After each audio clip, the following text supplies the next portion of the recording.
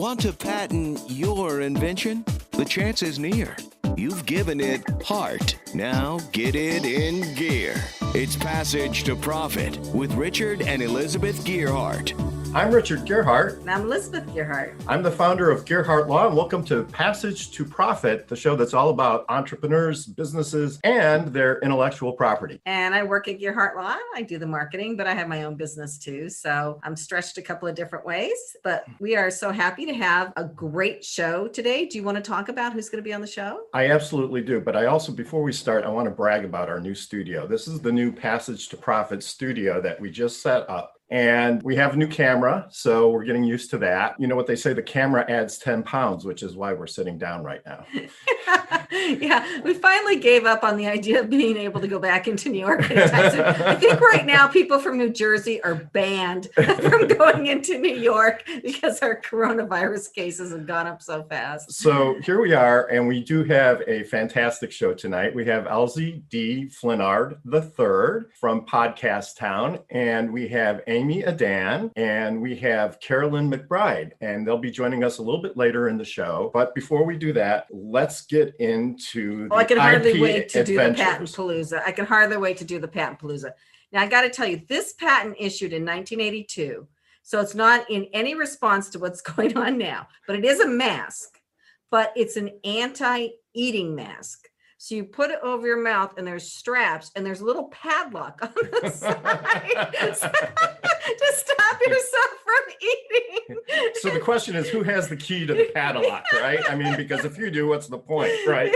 But if the other person happens to be out of town, then boy, you go hungry for a long time. I can see it has grids, so it's not like an N95 mask, but maybe we should lock some of those N95s on some people. I don't know. Yeah, really. Speaking of masks, now's the time for this product to make a comeback, right? Yes. So that was fun. So on to IP in the news. Yeah, so what are we talking? Oh, another Apple lawsuit. It seems like Apple comes up every other week on our program, and we're just glad they do because it gives us a chance to talk about patent litigation. And there was a company that sued them for security software, and they recently got a $500 million verdict.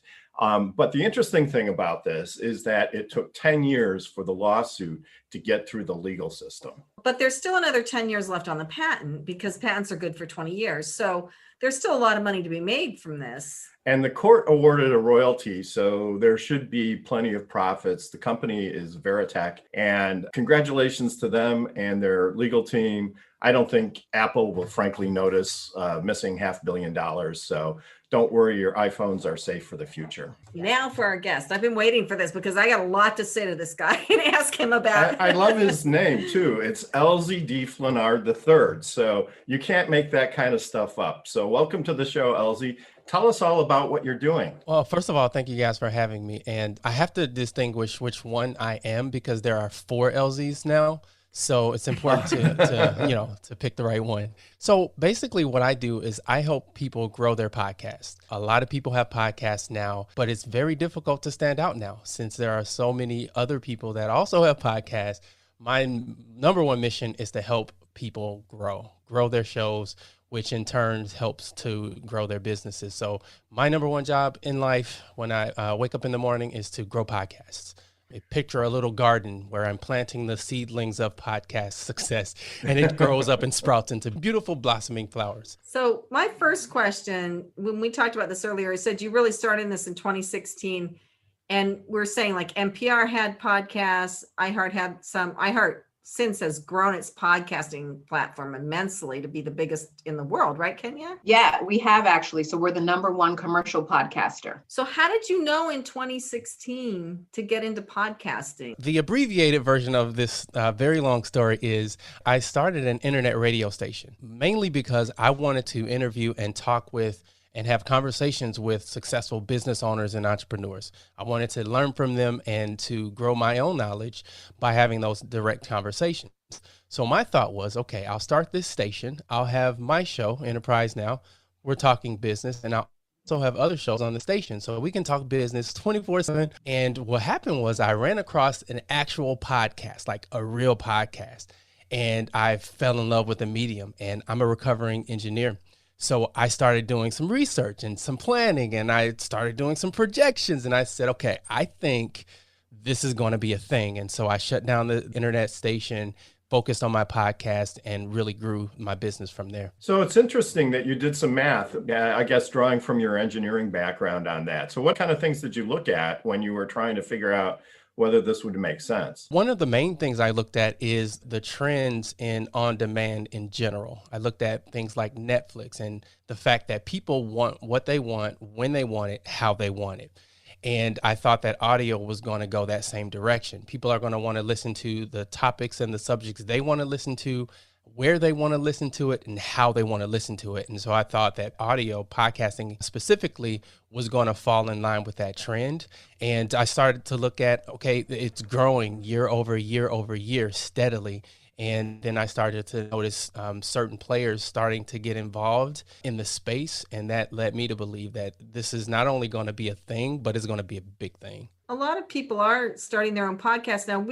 Thanks to Kenya Gibson, who you can see here. Yes, thank you, Kenya. Thank you. We started this Welcome. radio show a little over 2 years ago, and she gave us the podcast, or iHeart gave us the podcast along with it. And we were like, oh, we get a podcast. It's like, okay. And Kenya came up with the format, and we've really been enjoying doing it. People thought we were crazy as a law firm to do a radio show and podcast at that time. Well, they They don't thought our any- marketing director was crazy. That's me.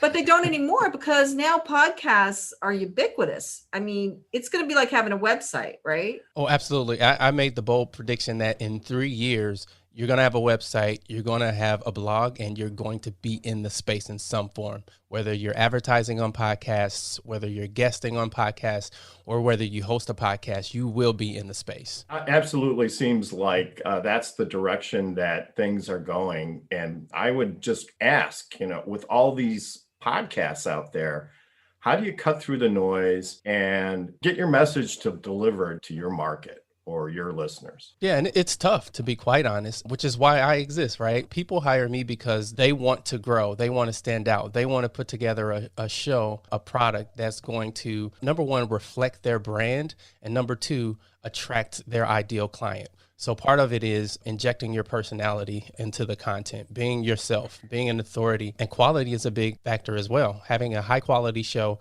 that people want to listen to, that they get value from, that's going to help you stand out. So what do you tell people when they come to you ready to start a podcast? Like, what is the first thing they need to do? Or maybe Kenya and you can talk about this together. We've been doing a lot of this trial by fire stuff with podcasting, to be quite honest. What are some of the mistakes people make when they are starting a podcast? There's got to be some, and I'm sure we've made some of them. Yeah, talk about mistakes. I think I've probably made all of them. I think the biggest mistake is not being prepared and not really having a strategy behind why you're doing the show in the first place. Back in 2016, I would go into networking meetings. I was the only one with a podcast, and I was the only one who even really knew what a podcast was. I go to a networking meeting today in 2020. Everybody knows what a podcast is, and a lot of people have them. So I think having an extremely strong why is super important, because that's going to carry you through that episode 7, 8, 9, 10, when you realize, OMG, this is actually a lot of work. And in order to grow this thing, I'm going to have to put in the hard work. Your why is going to carry you through. But second to that, strategy. Have a strategy. Understand why your format is what it is. Every single thing that you say, every segment, everything that you do with your podcast should be purposeful and intentional, and it should align with the why and the strategy behind the show. Some people just grab a microphone from Amazon, plug it into their computer, and go. That's probably not going to work for most people. If you already have an audience, maybe that works. But if you're starting from scratch, you want to know your why, you want to have a strategy, focus on quality, and make sure that you're consistent. Elsie, we're sure that this journey has not been easy. What are some of the challenges that you faced, and what's it like to be an entrepreneur running your own show, if you'll pardon the pun? And what are some of the hurdles that you faced, for example? The best way I can describe that is, I don't know if you guys are roller coaster enthusiasts, but it's like a roller coaster. And the thing about this roller coaster in particular is you're responsible for building it. So if it crashes, it's your fault. Or if it does well, it's also your fault. And just when you think that you're going up, there's a steep decline on the other end that you didn't even know about that hits you, and then your stomach goes into your throat, and then you stabilize, and then you grow. It's literally one day I'm the best entrepreneur on the face of the planet. The next day, oh my God, what did I get myself into? So it's everything that I imagined and more, but it's extremely difficult. It's a hard job, but I love it. I think I'm built for it. It's in my bones. And so even though it can be up and down, it's absolutely the best decision that I've made professionally. So if you don't have iHeart doing it for you and you're a normal person sitting in your own studio at home, how do you start a podcast? I assume there's equipment that you need to have, a dedicated space, or at least a quiet space. Like, what do you tell people? I'm going to give you the famous salesperson's answer. It depends, because again, it depends on why you're doing the show in the first place. If it's a solo cast, then maybe all you need is a microphone, USB, plug it into your laptop, and you can do it from your closet. I actually have a client. She does it from her closet, and she sounds fantastic. But if you are a panel show that you're going to need 3 other guests, your closet probably is sort of weird to ask people to come on your show and come into your closet. Probably want to stay away from that.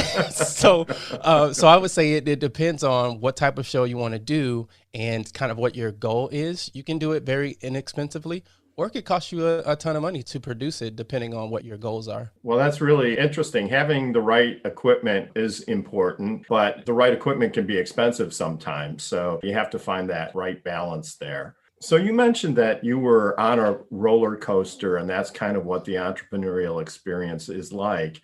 And I really like that description because it's really true. Can you talk a little bit about what were some of the highs and what were some of the lows on that ride? Some of the highs is limitless, right? On any given day, I can make $1 million tomorrow, but it's limitless on the other end as well. I could lose $1 million.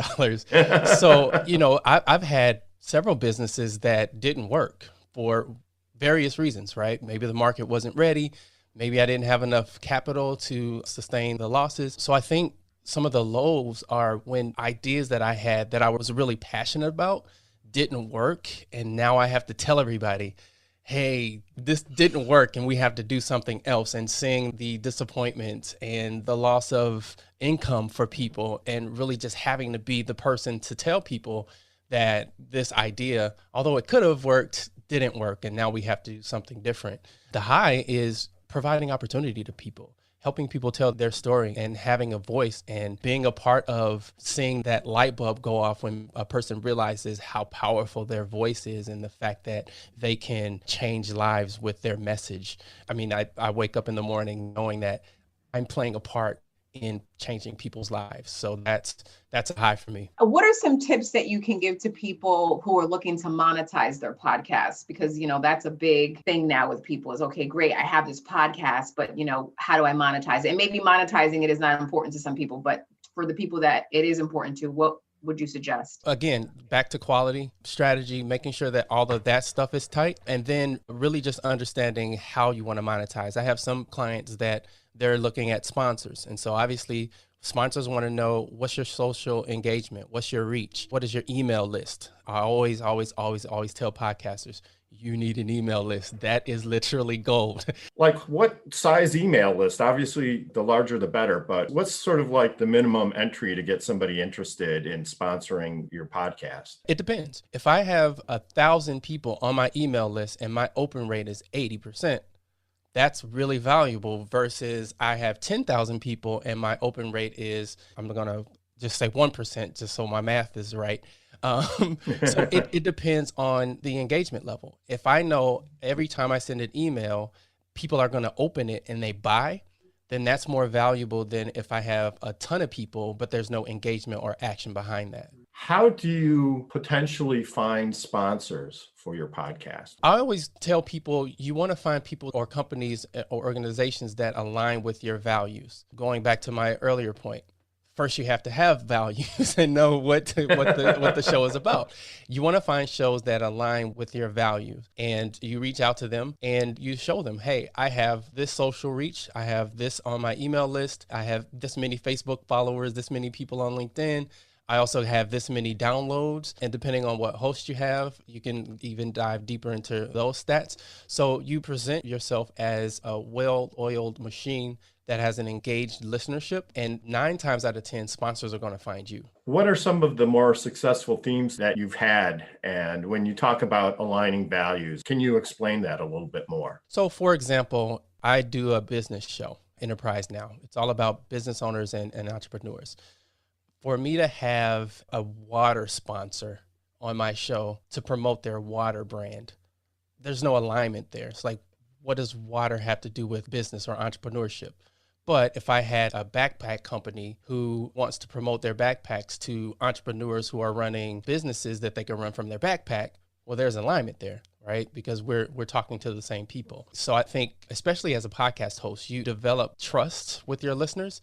Mm-hmm. So you don't want to promote to them something that you don't believe in and that you can't stand behind, because you lose trust. It's really hard to build, but it's really easy to lose. Nowadays, what is an impressive podcast listening audience? Do you count that by the number of downloads, I guess? That's how you really gauge the success of a podcast, or are there other ways too? You can. Going back to Kenya's question, I've always attempted to promote my own products and services because the return on investment is a lot higher than the time that it would take me to get a sponsor, the social proof that I would have to have, and the work that goes into maintaining that sponsor. The ROI for me to promote my services is a lot higher. So that's another option, right? So promoting your companies or affiliates and things like that. But again, it depends. It's all about engagement. If you have 100 engaged people, that is much more valuable than 1,000 unengaged, if that's a word, unengaged people. But if you're a podcast network, engagement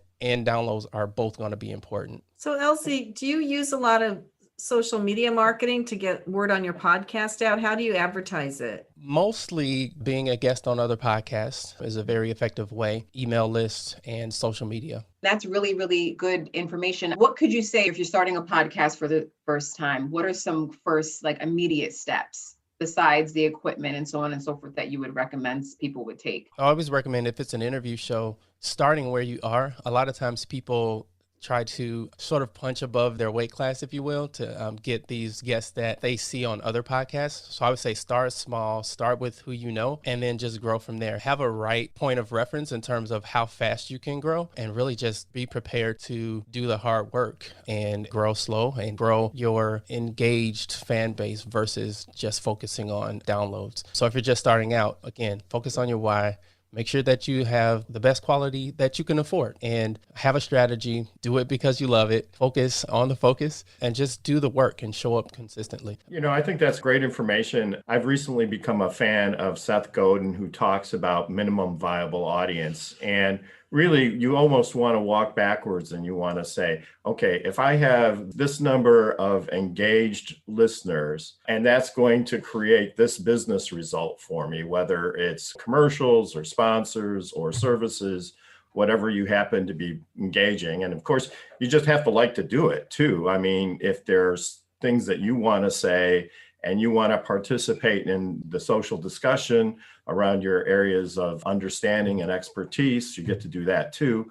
But it doesn't have to necessarily be a huge audience. It just needs to be your audience. And if it's, 10,000 people or 5,000 people or 100 people, really, it doesn't make a difference if you feel like you're making a contribution. And I think it was easy sometimes to get caught up in the numbers game, right? Instead of focusing on what is your purpose and what is your goal. Is it important to do your podcast regularly at the same time on the same day? So this airs on iHeart at 11 p.m. on Sundays, and then it's a podcast release the next day. But people know we're going to do one every week, and it's coming out at this time. Is that important for podcasts, since you can get them anytime you want? Absolutely. I think podcast listeners in general, I am one, so I can speak to this. I love consistency. I want to know that every week it's a fresh episode, because what happens is if you're not consistent, when I go to look to download the latest episode and it's not there, You have about 2 times for that to happen before I go on to the next show. So consistency is extremely important. Elsie, it's been great having you on. I hope you'll stick around and join us with some more insights and input. You're listening to Passage to Profit with Richard and Elizabeth Gearhart. We'll be right back after this message. There's never been a better time to start your own business. The opportunities are infinite and only limited by your imagination and enthusiasm. At Gearhart Law, we believe the most successful companies all have one thing in common. They start with a solid foundation first. Gearhart Law has years of experience protecting entrepreneurs' ideas and brands using patent, trademark, and copyright protection. So if you have a new consumer product, a new software application that you're planning to build or sell, or a brand or company name that you want to protect, contact the experts at www.gearhartlaw.com. Our professionals will create a custom strategy designed to fit your needs and your budget. All of our attorneys are passionate about protection, licensed and qualified to represent you before the United States Patent and Trademark Office. Don't start your project without calling us first. Visit GearhartLaw.com. Together, we can change the world. Visit GearhartLaw.com. This ad has been read by a non-attorney spokesperson. Now back to Passage to Profit. Once again, Richard and Elizabeth Gearhart. In our new studio. With our special guest, Elsie D. Flinart, the third. I was going to say the second, the third. I was going to say, so there's been 3. No, more than 3, right? There are 4. So my son is the 4th, and I have already began to indoctrinate him to not let the family down. And when he has a son, I mean, you kind of have to name him the 5th. I mean, like, you don't want to mess that up. If you have a business and you missed what Elsie said about starting your own podcast, go back and listen to it when our podcast comes out tomorrow. So our podcast comes out on iHeart on Monday, the day after the show airs on the radio. But Elsie, we all agree that everybody has to have a podcast, and he can really help you figure out how, if you've never done it before. And Elsie, how can our listeners connect with you to get more information about what you do? They can either email me at mayor@podcasttown.net, or they can give me a call at 262-278-0535. So I'm very excited about the next part of our show, Power Move with Kenya Gibson, iHeart Media Maven. And today we have a really special guest, Soleil West, who is just rocking the house in so many different ways. Kenya? Thank you, Richard. I appreciate it. And I'm excited to talk to you, Soleil. You have a great name, Soleil West. Are you related to Kanye in any way? No, not at all. I know a lot of people from school that I used to go to used to think that I was related to Kanye, but no, I am not. I gotcha. But you're making your own lane and your own moves. So I'm excited to talk to you today. I was reading about you and I was like, oh my gosh, I haven't done anything with my life.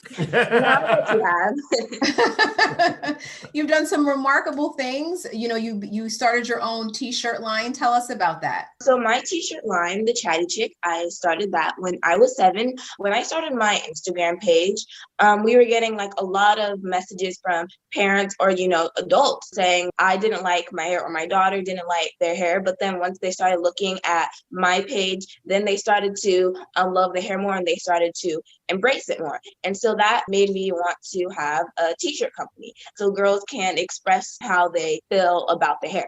But after a while, we've seen that a lot of different people were wearing it. We've seen girls with blonde hair, or blonde curly hair, girls with straight hair. We even seen boys wearing it. So we decided to make it with t-shirts for the whole family.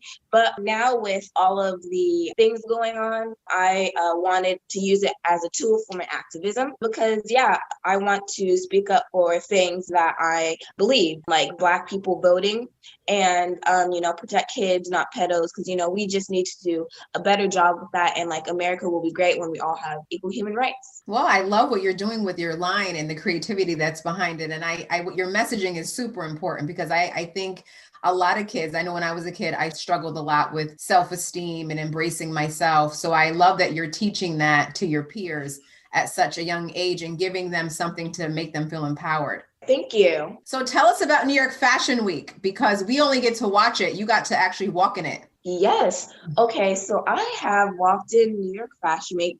I don't exactly know the amount of times, but it's definitely been a good amount of times. So the first time that I walked in New York Fashion Week, I was 8. And so that was very scary. That was when I was walking with kids designers. So that was actually like my first real big show. So it was definitely really scary, very intimidating. Because if you were to like look at that video, I had the yellow like tube dress. If you were to look at that video, I definitely looked very scared because like there's so many people out there compared to the small local shows that I was doing before. So it was definitely really scary. And so when I walked for an adult designer, when I closed for a show, I had the cape, the black with the flowers on it. So basically that originally came to happen in Palm Springs, the first time that I was able to wear heels. So he saw me and was like, I want her to close my show at New York Fashion Week. And so when I found out, I was like astonished because I really loved his work and I've been wanting to, walk for him for a long time, but I never really thought I would be able to because I was still walking for kids designers. And so when I got there, no one knew that I was closing for him. They just like, oh, she's here. Okay. And so when I did it, people were like cheering. And honestly, fun fact, when I go out, I kind of like blank out. So it's just like I do it. And when my mom asked, what did you do? Like after I come back, I just like, I don't know, because it just happened. Well, it's funny. I was going to ask you the same thing too, because I mean, going from, walking in a kid show to an adult show, right? There's probably a lot of pressure in that. And what advice would you give to anyone who was looking to, have that boost of self-esteem to present themselves on a platform that might be a little scary? Because that's a power move to be able to do that. I would just say you would have to have a powerful mindset and also, have words of encouragement, put them like on your wall or just say them to yourself in your head. Those would probably be like the main things that I would say to, help empower yourself because they definitely worked for me. So what's next for you? I feel like you've done all the things. Well, I actually wrote a book. We're actually thinking about publishing that, but I'm just doing the finishing touches on that. If you want to know what it's about, it's basically like some of the life lessons that I have learned in my journey. And, we're just going to be going deeper into that. And, we were thinking about making it into like a little diary and, publishing it. But yeah. Well, that's great. You can maybe talk to Carolyn because Carolyn's already done the whole book thing. So she might be able to give you some really good advice. Yes, definitely. Well, listen, you have great personality. You have great energy. I mean, your mom must be so proud of you to be so just grounded and level-headed. I don't know adults that have what you have. So whatever you're doing, keep doing that because it's remarkable. Thank you so much.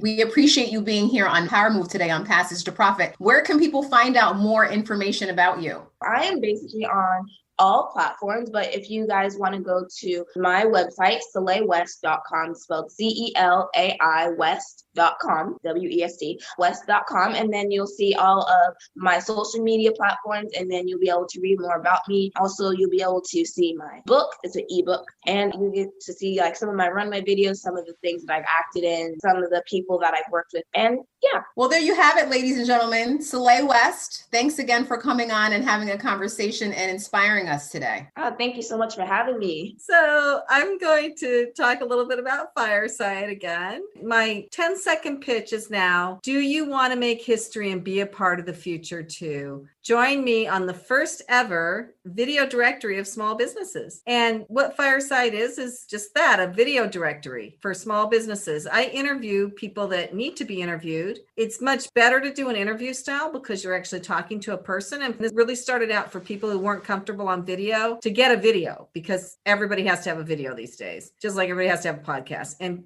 people didn't really know what that meant or how to do it. So that was the reason I started this, and it's growing. I've gotten quite a number of people on the site. It's a YouTube channel and a website. And good news, last week I spoke to a videographer in Virginia. He's a young man. He wants to send me videos for the site, be involved, sending me content for the site, which is great because I'm doing the content myself now with people, but I don't feel like I have to. From my perspective, this is really a tech project. It's a video directory online. I love interviewing the people, but if I can get other good interviewers to send me content, that's just as good. Communications are so important now. Video, audio, they're the wave of the future. Right. And what surprises me a little bit, I do get people that don't have a video yet, which is kind of my target audience that I was originally going for. And this is kind of like, this is where you start, right? So these are Zoom videos now, since we're in COVID. They weren't before, they were in a studio, but this is where you start with a friendly interviewer, and then you get better videos from here. But now I am getting people that have other really good videos, and they just like doing videos. And they like the format, and they like being on a site like this. So yeah. What's up next? So speaking of getting people to interview for Fireside, I met this wonderful woman networking. We've never met in person. We met through LinkedIn. Her name is Amy Adon. She has sent me so many people for Fireside to interview. It's just been fabulous. Amy has Our Lunch Club. She is the best connector I've met in a long time. She just introduces people to each other. So welcome, Amy. Tell us about what you're doing with Our Lunch Club. Yeah, I got into networking after 20 years in the banking industry, and I met Elizabeth, and I found that it works both ways, introducing people and gaining visibility. I can attract people and then create a mini marketing plan with your help. So that visibility is key for people I meet. Tell us about Our Lunch Club. So Our Lunch Club is a group of executives and entrepreneurs that need to meet one another. They're looking for the next opportunity. And by forming a group, a cohesive group that gets to know one another and trust one another, they can find those opportunities in the group. Well, that's really great. So in this age of COVID, how do you work? I'm assuming that a lot of the networking now is really via Zoom and group chats. How do you personally find that versus the old-fashioned way where you would meet somebody at a gathering and you would talk to them personally and face-to-face? In person is the best. Let's face it. Trust is developed by meeting face-to-face. But because of COVID, we no longer have that opportunity, that privilege. So Zoom is the next best thing. And that's how my group meets, is once a month, the first Monday of every month on Zoom at noon. How do you see the future of networking?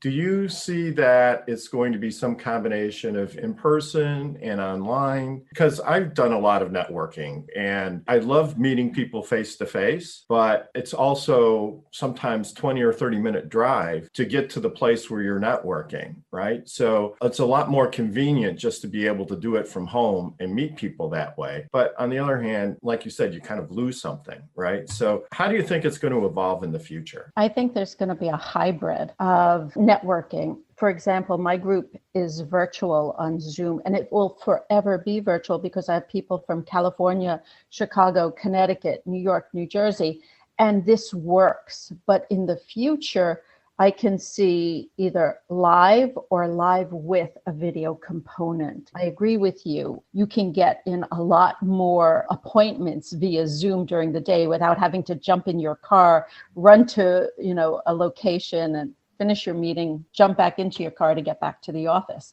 There's a lot of wasted time. Doing things on Zoom, you save a lot of time. But I don't know, even though telemedicine is working and it's very beneficial, I want to talk to my doctor face-to-face. I want to talk to my financial advisor face-to-face. I want to know who they are and what they are, but it's not always possible. And I believe in this age, we're learning to trust remotely and to take those steps to meeting people, getting to know them one-on-one. And that is so important. But nothing really replaces face-to-face, unfortunately. Right. And with the Lunch Club, I'm a member of it, I must say.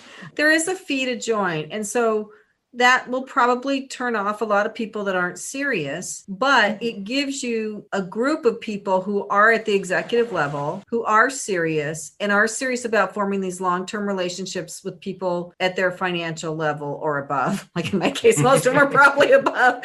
Right? But that's another differentiator, because there's networking groups upon networking groups upon networking groups. And it's a waste of time sometimes if you find the person who's making necklaces one at a time and selling them on Etsy and that's not really going to be your client. And then, you meet somebody else who's not, but I think that this is more focused in, right? Absolutely. We're focused on serious business owners, decision makers that are looking to meet like-minded people. The philosophy of my group is not what can I get from you, but how can I help you? A philosophy that's not transactional, but relationship driven. With that in mind, people gather together and we try to get to know one another. It's not all about the 30-second pitch. It's about developing relationships. I agree with that. A networker once told me the first question you should ask somebody when you're at a networking event is, how can I help you? What are you looking for? Why are you here? And don't even really mention what you do and just start a conversation based around those ideas. And so you may be able to say, hey, I know somebody who's really good at that. And,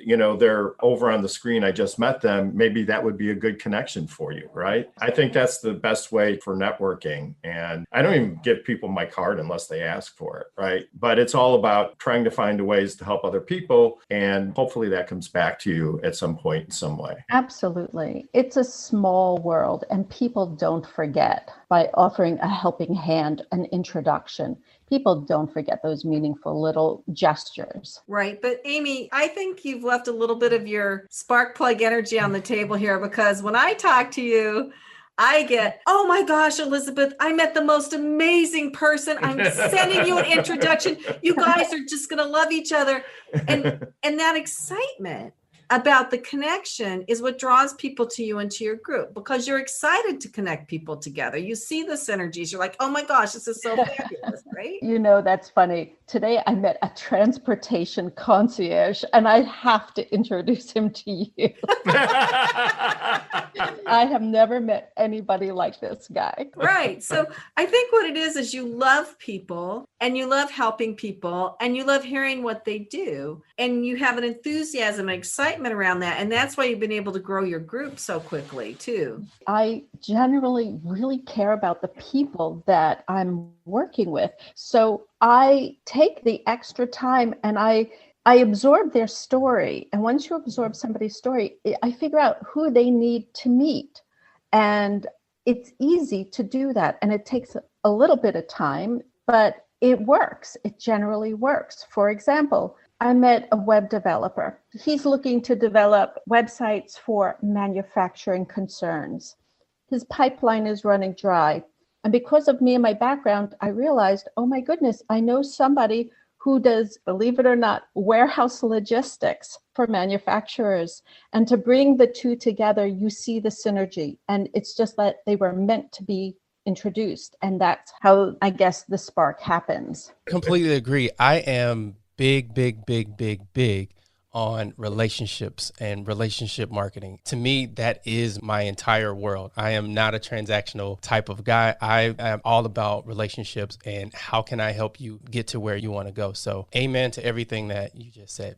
You've been building this network. What's that experience been like? I hear you get a buzz every time you make a great connection. I share that feeling with you too, because I enjoy that as well. But what is your day like? For many years now, I've been connecting people, not realizing that I've been connecting people. When I was a lender several years ago for a local regional bank, I found the best way to develop my pipeline was to create networking groups and events.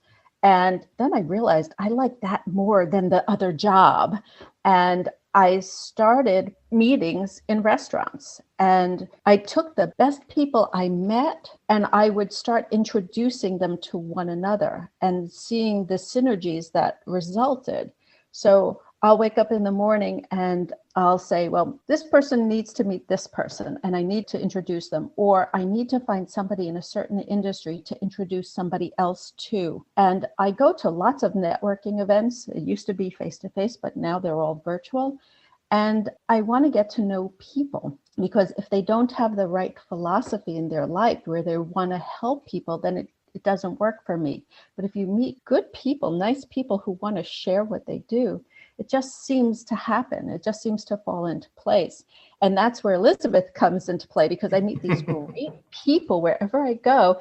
And I'm like, wow, I have to introduce you to Elizabeth. So they can come on Fireside and then maybe come on Passage to Profit. So we use Fireside to screen people for Passage to Profit a lot of times. So yeah. So, I am, believe it or not the best networker. I'm introverted to a certain degree. So when I used to go to all these networking events, you don't know who to talk to, and you really don't know how to interact. And if you're a little shy and you're introverted, it's even harder.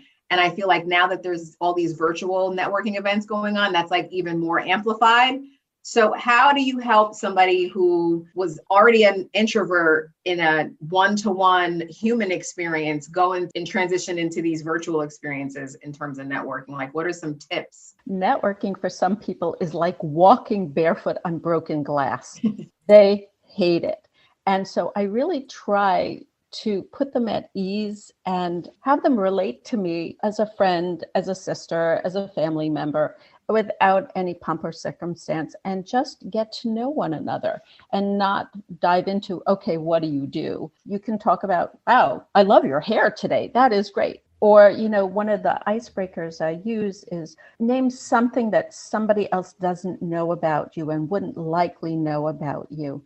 And it's interesting when people open up and start sharing. Face-to-face networking can be uncomfortable, but it's a matter of making yourself approachable. Yeah, and I think if you approach it as a relationship like you are, Amy, then it's not like I'm networking with you to get you to buy a trademark or a patent. I'm just networking with you to get to know you and form relationships. I think that makes it more comfortable for some people. My strategy is just to listen. If you ask good questions, people like to talk about what they're interested in. And I'm more like Kenya. I'm on the introverted side when it comes to being in large groups of people. And I just let them talk. And I ask them questions that show that I'm listening. And that's a great way to make a connection. I think everybody has a wonderful story to tell. I agree. And I think you have the golden touch of drawing things out of people and introducing the right people to each other and getting them talking to each other. I bet you'd be great at a party that way. Like you'd go find the person who's standing in the corner and say, oh, you have got to talk to this guy about, the shirts that he makes. The way it works. We're coming to the end of the segment. How do people find you, Amy? They can find me at my email address, ourlunchclub.ai@gmail.com,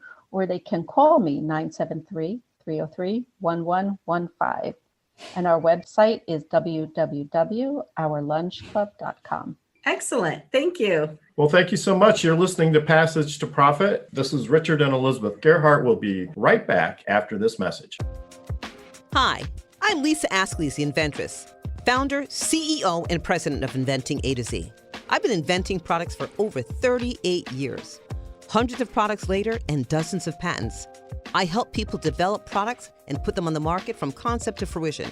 I bring them to some of the top shopping networks in the world: QVC, HSN, eVine Live, and retail stores.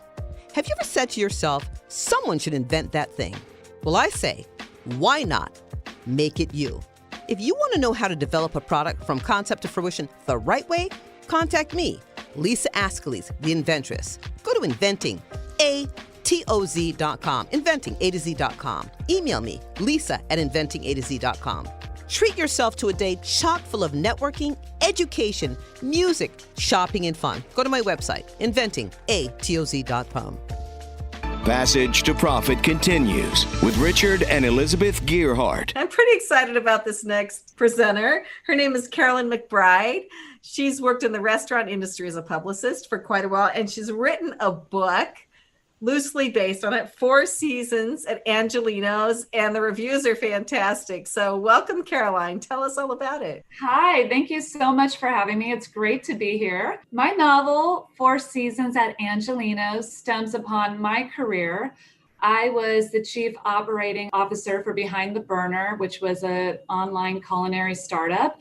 And then after that, I spent over a decade as the director of public relations and business development for an international restaurant group that's based in New York City. In addition to that, I've been a publicist for private clients in hospitality as well as the beauty industry.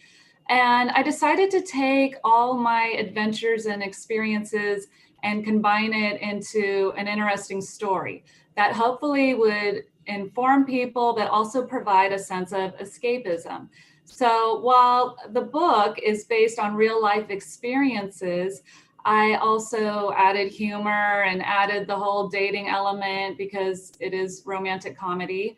And what I did was I wrote about places that I had personally worked in and experienced. So every chapter is named after a different city. You have places like Mumbai, Tokyo, Moscow, London, Paris internationally, and then domestically, of course, New York City, Los Angeles, Newport Beach, California, Greenwich, Connecticut. So it pretty much runs the gamut of the entire country. What I did was I included my love for travel in the story. And with that, I created a travel blog that I put on my website to give more details about the cities that are featured in Four Seasons at Angelenos. And I hope during this time where so many of us are grounded and cannot travel because of the pandemic, readers will get a glimpse into places that they hope to visit someday, or maybe places that they have already been, because I also included restaurants and points of interest and hotels in each city. So somebody will think, oh, I haven't been to New York in a while, but I remember that High Line or that restaurant. And I hope it will really make people enjoy the story while also learning and traveling vicariously. Wow. That sounds like great escapism for those of us who are stuck inside because of COVID. I'm definitely going to read it. I read for escapism. This sounds like the perfect book. It's comedy too, so that's even better. So what made you want to write a book? I actually was inspired by the late love of my life because I was telling him all my crazy stories about working in this restaurant industry, which is quite chaotic, but also very exciting. When you think about it, we spend some of our best moments in restaurants. It could be a first date, a birthday celebration, or just catching up with a friend. That takes place in restaurants often. And behind the scenes, what many readers don't realize, unless they've worked in the restaurant industry, is that there's so many stories that are going on back in the kitchen or between the servers and the bartender. And there's a lot of romances that also are spawned in that environment. You have an energetic workforce that are often working long hours and commiserating with each other. And as well, you have the interactions between customers and servers. So you might have the guy that always wants to sit at a certain table because he has a crush on the waitress, but he's too shy to tell her. And there really is a business behind restaurants. And again, as a publicist, there's so much that goes into promoting a restaurant and launching a restaurant in a new market. So the book delves into that. How do you take a popular Italian restaurant and make it work in Tokyo? In Tokyo, for example, they like small portions. And in America, as you know, and it can be the opposite sometimes. Well, I just have to say that when Richard and I met on our first blind date, we went to a restaurant with a buffet so we could sit there and talk without interruption.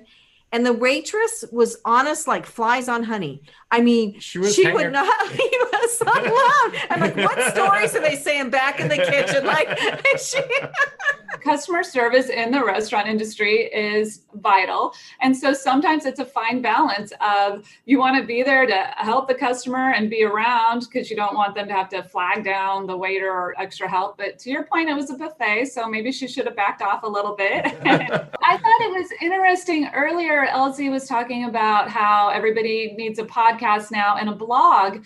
And during my journey with the book, I ended up including a blog on my website. So now I'm thinking, maybe I need to be exploring the podcast situation because I've been doing so many podcasts now as a guest to promote the book. And I know we were also talking earlier about as entrepreneurs often are turning to books and publishing to promote their brands and to promote themselves as experts in a certain field.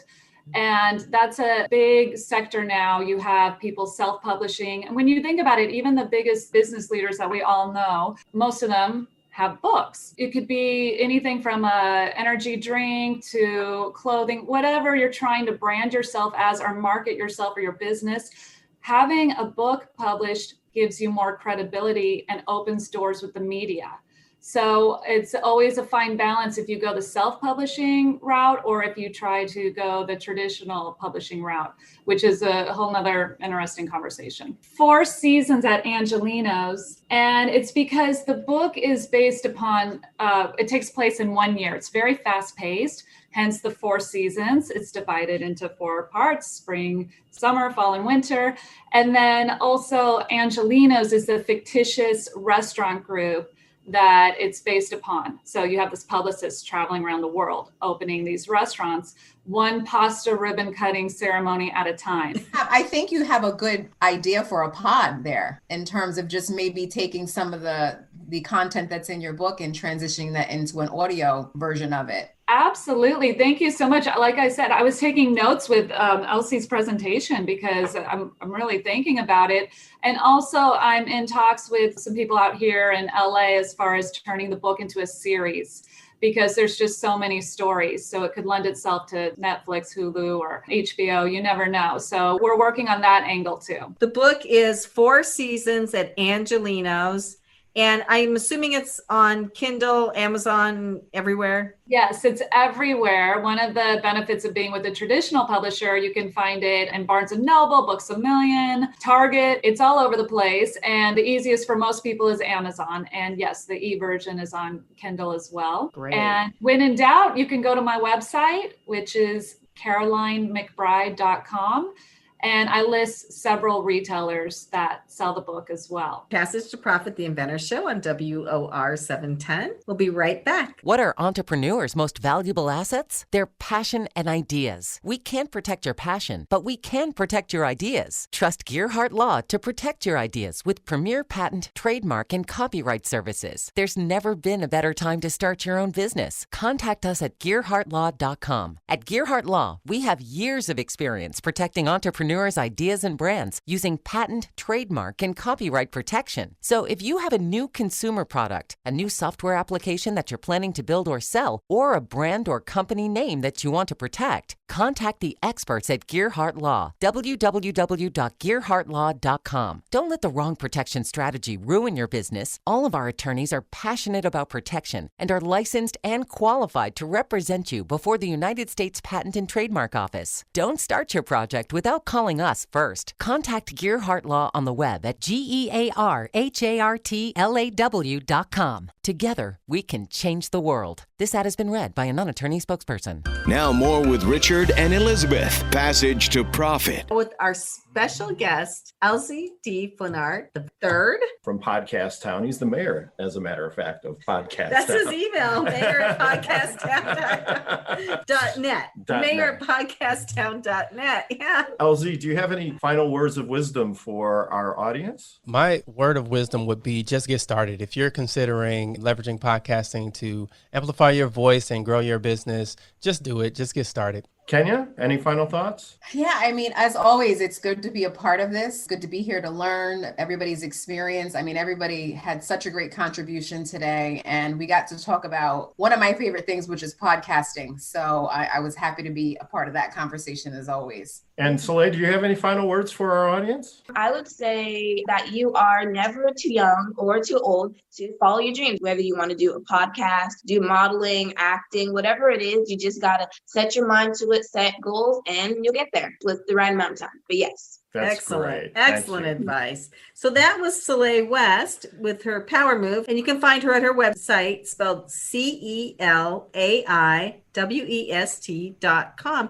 And really go take a look at this fabulous young woman. She will amaze you. We also had Amy Adon, who is also amazing, with ourlunchclub.com, high level networking with networking advice. Meet everybody. Yes, meet everybody. Meet And then everybody. Carolyn McBride with this great book that I could hardly wait to read called 4 Seasons at Angelenos. And you can find her at her website, Caroline McBride, but you can get her book just about anywhere. What a great thing. You could go all over the world to different restaurants in your mind because you can't do it physically right now.